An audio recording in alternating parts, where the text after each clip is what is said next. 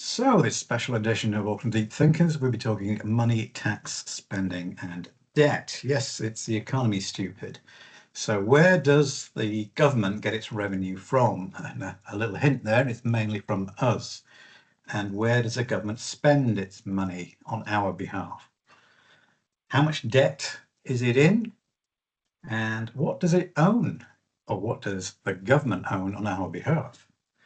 And where does everyone else spend their money? So tax, where does it come from? Well, yes, as I said, it's from us. And this is the breakdown for New Zealand. So choose your own country and do the same exercise. So tax revenue by type. So the biggest chunk, 51%, is income tax, basically. And that's nearly $60 billion. That's billion with a B. And then GST, goods and services tax, which is applied right across the range of anything you buy. And that's nearly 30 billion. And then there's corporation tax at a mere 18.7 billion. And there's various other taxes at 8.6. So your grand total tots up to $115 billion. Sounds like a big number until you come to the spending part of it. And the grand government spending comes up to 138, nearly $139 billion, which, if you're sharp-eyed enough, that's quite a lot more than is taken in by revenue.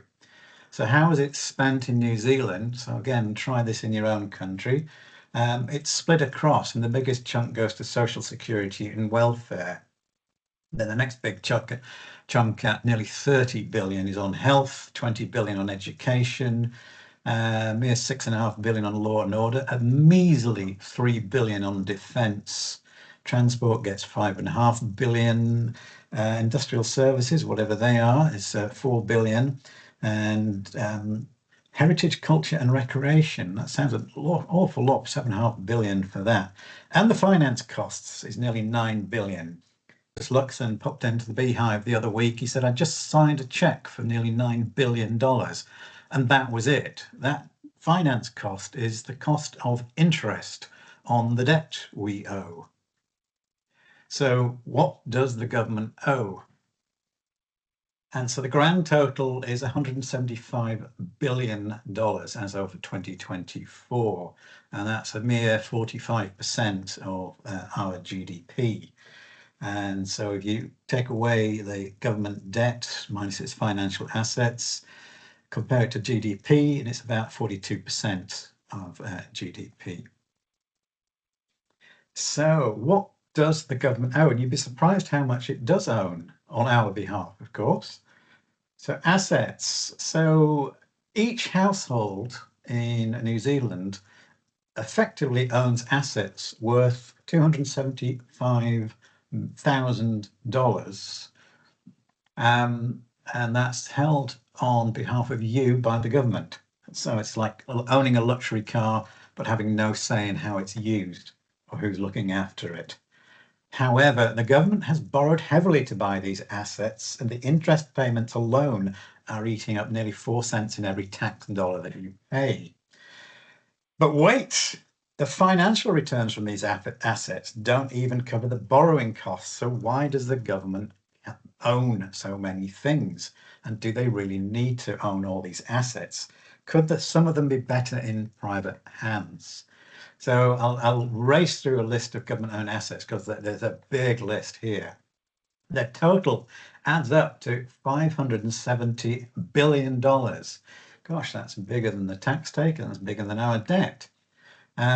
So of it, most of it's property, plant, equipment is about 283 billion, and then various financial assets are worth 257 billion. And the super fund is between 75 and 70 billion. So state-owned enterprises. So what does it own? There's an awful lot of land in there, and some of the power distribution systems, and that tots up to about 30 billion. And it owns New Zealand, Air New Zealand. So why does the government own an airline? It also owns the energy generating companies, or at least it has stakes in them, totting up to 38 billion. The whole load of Crown entities, including Kianga Ora, which is obviously running at a loss, even though it potentially has assets of $48 billion. And it goes on and on. Does it really need to run the lottery? And so on. But many of them are, tangible assets you think the government should look after, like schools and hospitals and so on. So let's move on to how everyone else is spending their money. So if you just look at credit cards, the amount of credit cards going through in New Zealand every year is about 36 billion.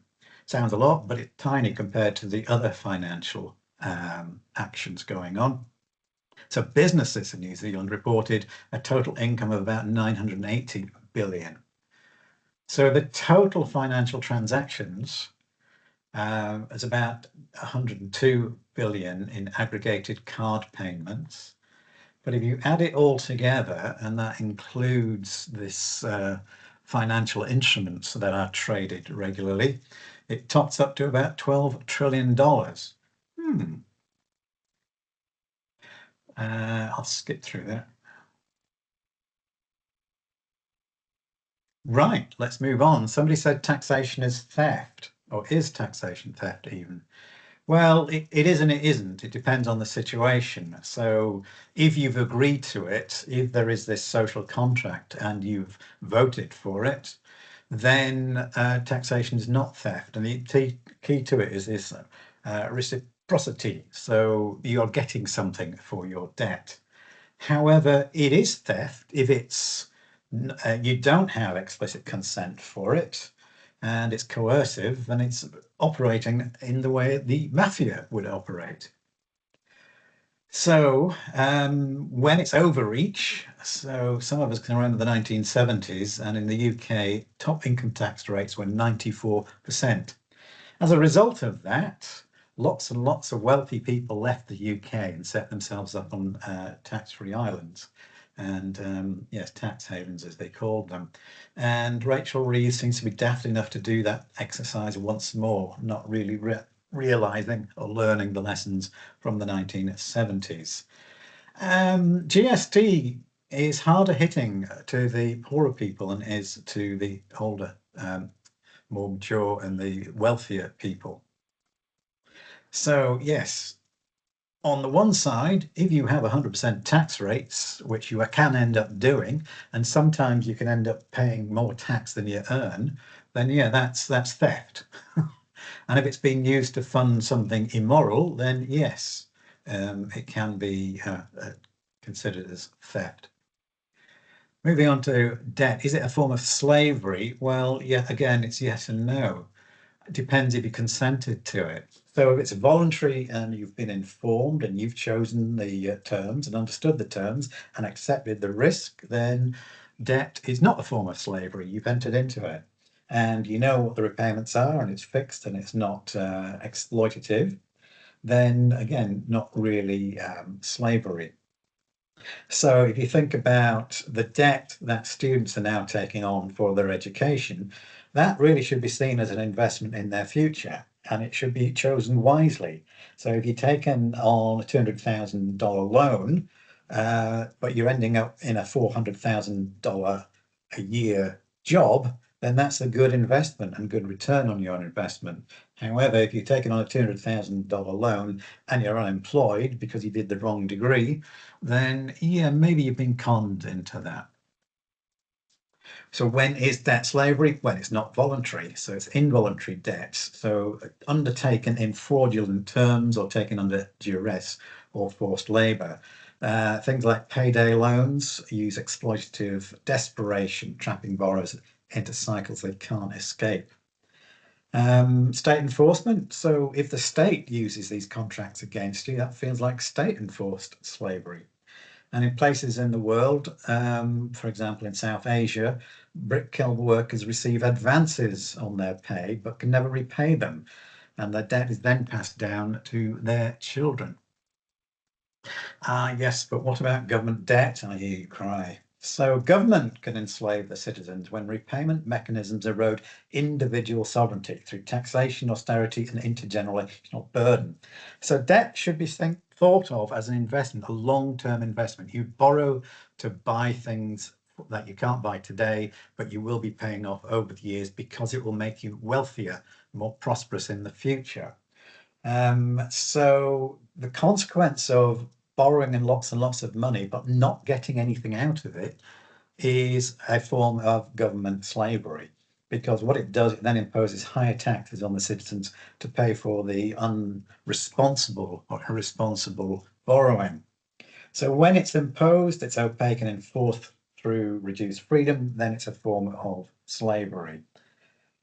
When it's transparent, consensual, and aligned with public benefit, i.e., they're borrowing a big chunk of money to build a bridge or a road or a power station, then there's a long-term investment there.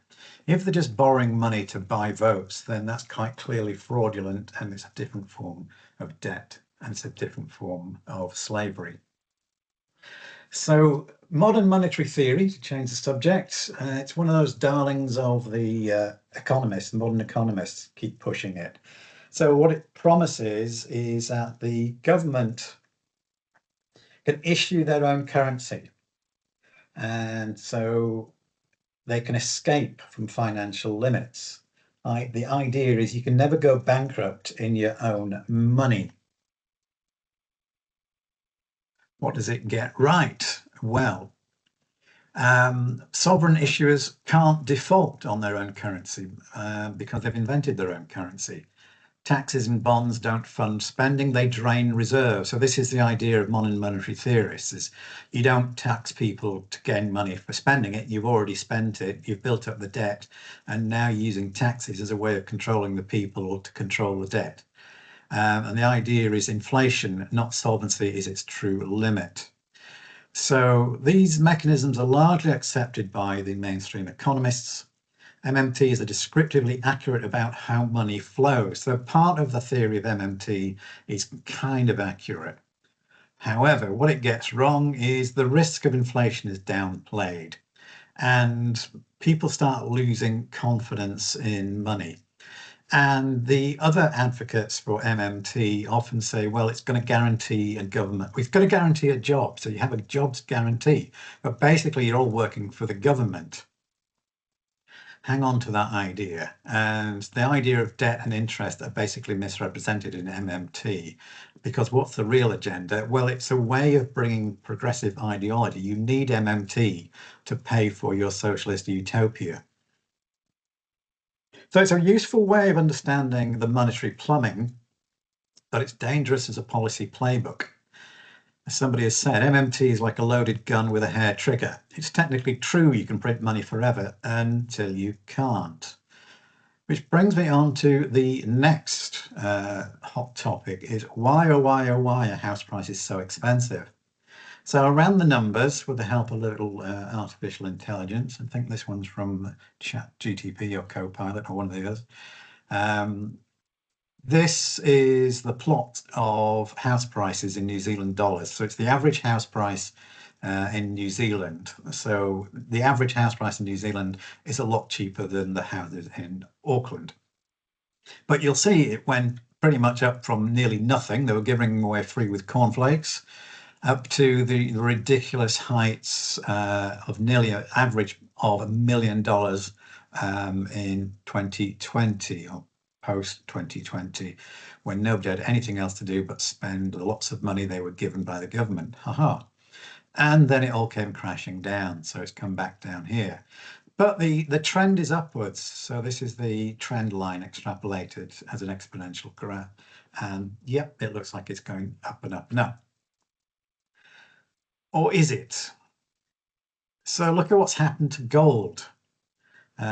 So again, using the tools available, you can gather the information and convert it into New Zealand dollars. So this is the price of gold plotted in New Zealand dollars over time. Now, obviously, pre-1970, the price of gold was pretty much fixed at around 35 US dollars per ounce. And then something happened in 1971. and we left effectively the gold standard by cancelling effectively the Bretton Woods Agreement, which was supposed to be a temporary measure. And then the price of gold suddenly went up, stabled up away, and then, oh, look at that. In the middle of the 2000s, it shot up. And then again in 2020, it shot up. And just this year, it's pretty much doubled this year. So let's rework that graph of house prices again. Again, using the magic figures from AI, you can do all sorts of things with Excel, and this is what I produced last night. Real house price inflation. So how many ounces of gold do you need to buy a house in New Zealand, an average house in New Zealand? Back in 1960, you needed 122 ounces of gold to buy a house. And that the trend line is generally upwards, and it peaked again in the mid 2000s. Remember that period? And then dropped quite dramatically. Yeah, you remember that period, the global financial crash, down to 206, and it's bobbed up and down. And in the last couple of years, we had the COVID boom, and then we've had the post-COVID crash when the bills came in. So the equivalent now is I could buy a house, an average house in New Zealand, for a mere 111 ounces of gold, which is less than the house cost in 1960. So is that the real inflation? What's happened to money? Here is the supply of money. Again, run the figures. Amazing what you can do in Excel.